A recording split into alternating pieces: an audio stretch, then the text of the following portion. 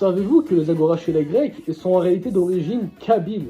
Pas juste berbère amazigh, non, kabyle.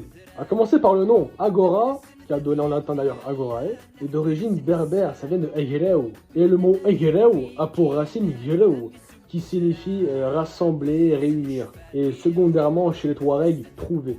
Et bien quand tu vois l'étymologie de agora, en grec ancien, qu'est-ce que ça veut dire? Ça veut dire réunir, rassembler. Comme c'est bizarre. Et pour ceux qui ne savent pas ce qu'est un agora, c'est tout simplement une place publique dans laquelle sont discutées les décisions politiques, culturelles, économiques et sociales, et également où sont célébrées les fêtes religieuses ou culturelles.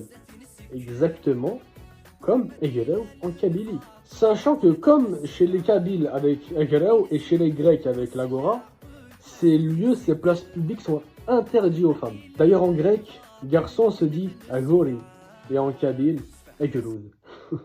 Aujourd'hui, Egereu est plus connu sous le nom de Tejmath, qui est tout simplement la kabylisation de l'arabe jma, qui signifie également réunir, rassembler. Je suis sûr que vous savez exactement de quoi je parle avec ce mot Tejmath. C'est plus ce mot Tejmath qui est connu par rapport à Egereu, alors que c'est la même chose, juste Egereu, c'est le nom berbère. Et comme vous le savez, Tejmath joue un rôle capital dans la politique des villages kabyles, surtout durant le Moyen-Âge, ce qui remplit exactement les mêmes fonctions que l'agora ou l'agora chez les Romains. Il y a un vrai échange culturel entre les Berbères et les Grecs.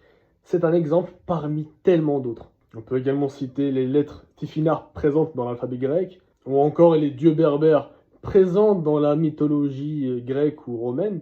Tellement de mots français d'origine grecque qui sont en réalité d'origine berbère, c'est incroyable. Les Grecs et les Berbères sont en réalité deux peuples très amis depuis toujours. Le roi Massinissa a d'ailleurs sauvé les Grecs de la famine en leur envoyant des cargaisons de blé. Et c'est pas du blé qui vient d'Arabie. Il existe d'ailleurs à ce jour une stèle en hommage au roi Massinissa en Grèce.